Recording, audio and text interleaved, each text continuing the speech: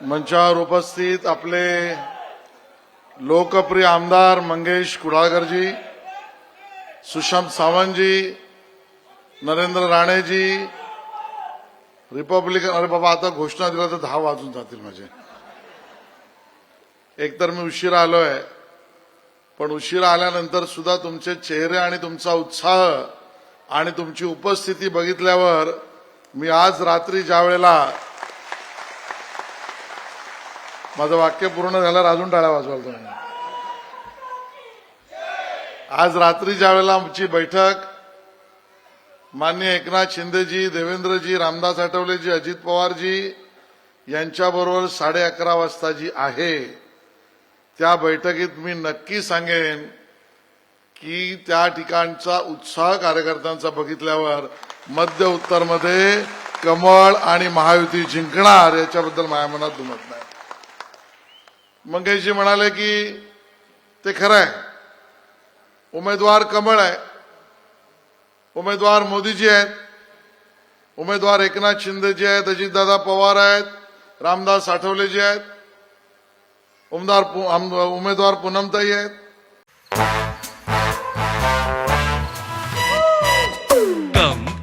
Come, my love, please don't say no, baby. Come, my love.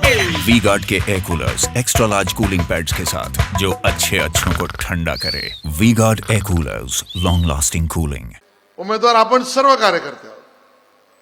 या मतदारसंघाचा आढावा आणि कामाची दखल खरं तर मुंबईमध्ये जर एक मतदारसंघाचा नंबर लावायचा लागलाच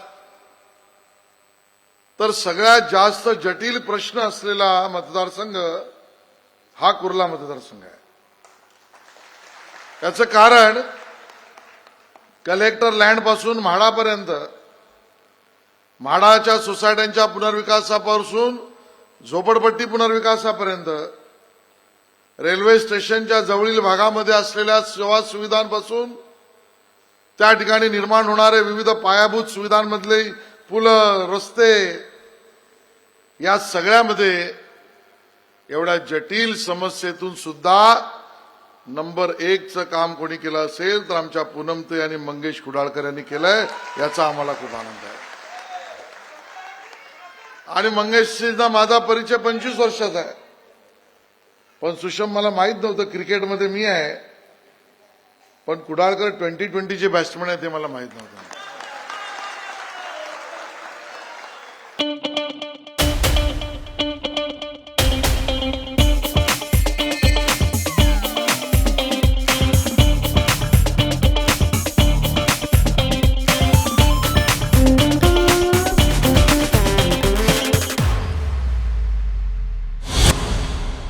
आणि म्हणून या मतदारसंघामधल्या सामान्य माणसाच्या प्रश्नाला जर कोणी न्याय दिला असेल, वाचा फोडली असेल, तर ती आपल्या महायुतीने फोडलेली आहे.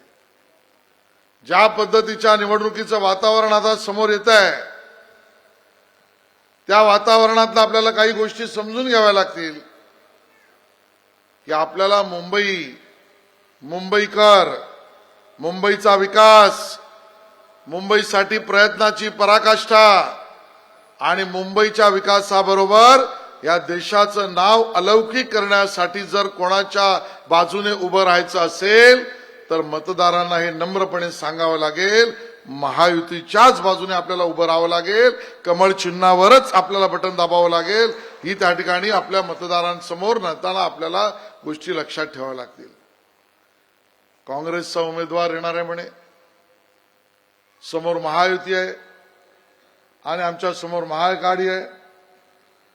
महाआघाडीच्या बद्दल आज या ठिकाणी सगळे विषय मी मांडणार नाही, वेळ कमी आहे, पण काही प्रश्न आम्ही जरूर विचारू. गेली 10 वर्ष पूनमताईंनी आणि आम्ही सगळ्या महायुतीच्या लोकांनी सतत आणि सातत्याने जनतेबरोबर राहण्याची भूमिका घेतली. पण त्या अगोदर असलेल्या 20-25 वर्षामध्ये ज्यावेळेला सत्ता काँग्रेसकडे होती, तर काँग्रेसने गेल्या 25 वर्षातलं केलेलं एक काम कुर्ल्यातलं सांगावं. काँग्रेसने जनतेसाठी उभं राहून कुठलाही विभाग घेऊ, आमच्या त्या ठिकाणी असलेल्या म्हाडाच्या कॉलनीपासून ठक्कर बाप्पापर्यंत तुम्ही जनतेसाठी उभं राहून केलेल्या 2 गोष्टी जरी सांगितल्या तरी आपण त्या ठिकाणी त्यांच्याशी चर्चा करायला तयार आहोत. मुंबईकरांची समस्या होती की मुंबईकर रेल्वेमधनं प्रवास करताना इथे मोठ्या प्रमाणात 50% माता भगिनी आहेत. यांना माहिती आहे ट्रेनमध्ये आत चढणं कठीण, ट्रेनमधनं बाहेर उतरणं कठीण. आणि तो काळ होता 2014 पूर्वीचा की रेल्वेचा डबा आणि प्लॅटफॉर्म यातलं अंतर एवढं होतं की माझी एखादी भगिनी मागना कोणी धक्का मारलाच तर फरफटत बिचारी त्या गॅपमध्ये कधी अधू व्हायची, कधी त्या ठिकाणी तिचा हातापायाला इजा व्हायची, कधी मृत्यू व्हायचा. 50 वर्ष काँग्रेसचं राज्य होतं आणि त्या काळामध्ये साधी एक विनंती, आमचा जीव धोक्यात येतोय कारण प्लॅटफॉर्मचा डबा आणि प्लॅटफॉर्म यातलं अंतर कमी करा, माणूस तिकडे पडला नाही पाहिजे, माता भगिनीची दुखापत नाही झाली पाहिजे. साधी एक गोष्ट ते करू शकले नाही. मुंबईत 60 लाख प्रवासी हे मुंबईच्या उपनगरी रेल्वेने प्रवास करतात. आज नम्रपणे सांगायला आनंद होतो की मोदी है तो मुमकिन है का म्हणावं लागतं, कारण 2014ला सरकार आपल्या आशीर्वादाने आलं, 16ला काम सुरू झालं, 17.5, 18, 2018 पर्यंत मुंबईतल्या सगळ्या प्लॅटफॉर्मची उंची वाढली, डबा आणि उंची याच्यामध्ये अंतरच राहिलं नाही. आता कोणाचा जीव धोक्यात येत नाही. एवढी साधी आणि महत्वाची गोष्ट सुद्धा आम्हालाच करायला लागली. गर्दी उपनगरी रेल्वेमध्ये खूप वाढते, मग पर्यायी व्यवस्था मंगळची दिली पाहिजे. आणि पर्यायी व्यवस्था पुन्हा दक्षिण ते उत्तर नाही. विणाताई सगळ्या व्यवस्था काय चर्चगेट वरनं निघाला बोरवली दहिसर, सीएसटी वरनं निघाला मुलुंड ठाणा, म्हणजे दक्षिण ते उत्तर या दिशेनेच प्रवास करायचा. आणि मध्ये करायचा असेल तर परत जाऊन यू टर्न मारा. तर यू टर्न म्हणजे मी उद्धव टर्न म्हणत नाहीये, कारण आजकाल यू टर्न म्हटल्या लोकांना उद्धव टर्नच वाटतं. याचं कारण मतं आमच्या बरोबर मागितलेली, सरकारमध्ये यू टर्न मारून काँग्रेस आणि राष्ट्रवादीवाल्यांवर गेले आणि म्हणून यू टर्न म्हणून आजकाल यू टर्न म्हणजे उद्धव टर्न अशा पद्धतीने फेमस झालाय. ही यांची रचना होती. मग देवेंद्रजींचं सरकार, त्या ठिकाणी असलेलं एकनाथजींचं सरकार, या सरकारने दक्षिण ते उत्तर बरोबर पूर्व ते पश्चिम म्हणजे ट्रान्सपोर्ट डायव्हर्जन आज त्या ठिकाणी अंधेरीपासून देवनार पर्यंत, त्या ठिकाणी एअरपोर्ट पासून दक्षिण मुंबईपर्यंत या सगळ्या मेट्रो, एक नाही दोन नाही 9 मेट्रो म्हणजे 60 लाख मुंबईकरांच्या प्रवासाने जाणाऱ्या उपनगरी रेल्वेला मदत म्हणून अधिकची 90 लाख लोक घेऊन जाण्याच्या कॅपॅसिटीची मेट्रो सुरू केली. याला विकास म्हणतात, याला मोदीचं सरकार म्हणतात, याला एकनाथजींचं सरकार म्हणतात. आम्ही मतदारांसमोर हे सगळे विषय घेऊन जायला लागतील. कोविडचा काळ आठवा. कोविडच्या काळामध्ये, त्या काळामध्ये उद्धवजी मुख्यमंत्री होते. लोक प्रार्थना करत होती. आम्हाला हे कळतंय की हा कोविड अनपेक्षित, ज्याच्यावर काय उपाय माहित नाही, जगही अंधारामध्ये चाललंय आणि मग या सगळ्यामध्ये कुठेतरी मर्यादा बंधनं येणार, आलीच पाहिजेत. पण आता आम्हाला आमचा जीव कासावीस होतोय, जगू की मरू. घरातली लहान मुलं असतील, आमचे वरिष्ठ नागरिक असतील, काम धंदा बंद आहे, करायचं काय माहित नाही. होय, मोदीजीचं सरकार राशन कार्ड, राशनवर 80 कोटी लोकांना मोफत राशन देत होतं, पण मनात झालेली कासावीस एकाच ठिकाणी माणूस मांडतो, ते म्हणजे ईश्वरासमोर. आठवा ते दिवस मागणी होती की मर्यादा घाला. होय, आम्हाला लागण वाढवायची नाहीये. काही तास, काही लोकांसाठी, काही वेळ आम्हाला देवासमोर नतमस्तक होऊ द्या. यू टर्न म्हणजे उद्धवजी मी का म्हणतोय, कारण मंदिरात जाऊन आम्हाला पाया पडू द्या म्हटल्यावर उद्धवजीचं सरकार म्हणालं नाही, आम्ही मंदिर उघडू शकत नाही. आम्हालाही वाटलं ठीक आहे, आमची मागणी त्यांनी मान्य केली नाही, कारण गर्दी जमू नये म्हणून. आणि 2 दिवसानंतर बघितलं राणे काय, मंदिरं बंद, पण यांनी 2 दिवसानंतर मदिरालय दारूची दुकानं सुरू केली. आईला लक्षातच आलं नाही, गर्दी दारूच्या दुकानावर होतच नाही, मंदिरामध्येच गर्दी होते. आणि त्यामुळे ज्या मद्य धोरणाच्या समस्येमुळे, मी जे काय म्हणतोय गंभीरपणे ऐका, आज अरविंद केजरीवाल जेलमध्ये गेले. कारण मद्याचं धोरण त्यांनी असं बनवलं की त्या कंपन्यांना या अडचणीच्या करोनाच्या काळामध्ये तुम्हाला दुसरं काही सुचत नसेल तर चपटी तरी घ्या. हे अरविंद केजरीवालने धंदे सुरू केले आणि तसं धोरण बनवलं. महाराष्ट्रामध्ये दुसरं काय होत होतं त्या काळामध्ये, धोरण बनवलं किराणा मालाच्या दुकानावर पण आता मिळणार.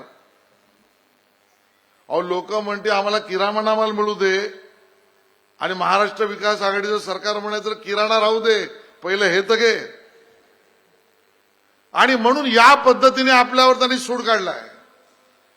एक एक उदाहरणं द्यायची तर खूप वेळ होईल, पण त्या काळामध्ये ज्या वेळेला करोनाची लस ही संरक्षण म्हणून आपल्यासाठी आली, भारताच्या सरकारने त्यामध्ये गुंतवणूक केली, संशोधकांनी वैज्ञानिकांनी त्यामध्ये मेहनत केली. जगामध्ये मेक इन इंडिया अशी आपली लस आपण त्या ठिकाणी निर्माण केली. पण महाराष्ट्र विकास आघाडीतले नेते म्हणाले नाही, हम लस नहीं लेंगे, ये मोदी की लस है. हळूच लपून रांगेत नंतर गपचूप घेतली.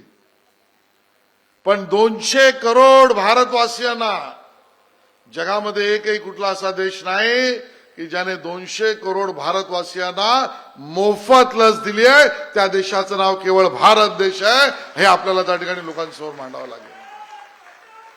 आणि म्हणून त्या काळात सुद्धा ही सगळी मंडळी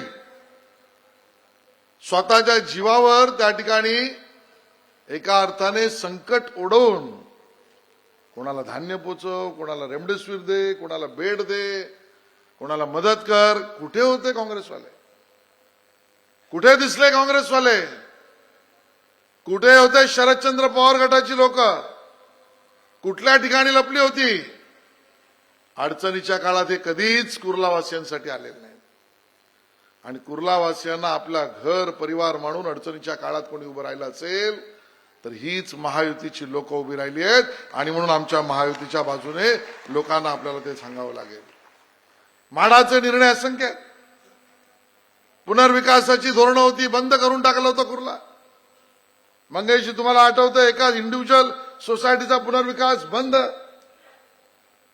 आम्ही जर एका बिल्डिंग मधल्या लोकांनी एकत्र येऊन जर आपण निर्णय केला की आम्ही पुनर्विकास करणार आहोत, तर जितेंद्र आव्हाड यांनी फरमान काढलं होतं, नो, तुम्हाला एकत्रितच करायला लागेल. तुमचं जमो न जमो, माझं जमलं पाहिजे.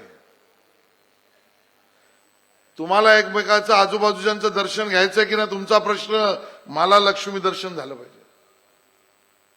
आणि मग अशा पद्धतीने आमच्या कुर्ल्याचा पुनर्विकास याला टाळं लावलं होतं. हे पुनर्विकासाला लावलेलं टाळं, ते कुलूप कोणी उघडलं असेल तर एकनाथ शिंदेजी, देवेंद्रजीच्या, अजित पवारांच्या सरकारने उघडलं. मंगेश आणि पूनमताईंनी त्यासाठी प्रयत्न केले. आज फार वेळ मी तुमचा घेत नाही, पण तुमच्या सगळ्यांचा उत्साह बघता मी तुम्हाला एकच विनंती करेन, आपल्या मुंबईकरांवर अन्याय, अत्याचार, दुराचार आणि त्या ठिकाणी भ्रष्टाचार याचं पूर्ण जाळं उद्धवजींच्या सरकारच्या काळात काँग्रेस आणि राष्ट्रवादी काँग्रेसने टाकलंय. राष्ट्रवादी काँग्रेस म्हणजे शरद पवार गट. तुम्ही रागाने माझ्याकडे नका बघू. आणि म्हणून या सगळ्यातून आपल्याला मुंबईकरांची सुटका करायची आहे. आणि आपला देश ज्या 100 वर्ष स्वातंत्र्याची पूर्ण करेल 2047ला, त्यावेळेला जगामध्ये 3 पद्धतीच्या देशांचं वर्गीकरण केलं जातं. एक, जे अविकसित आहेत, ज्यांचा विकास झाला नाही, जगभरातल्या सगळ्या टेक्नॉलॉजी तिकडे डंप केल्या जातात, त्यांच्या मताची किंमत नाही, त्यांच्या सूचनांची किंमत नाही, असे देश असतात अविकसनशील देश.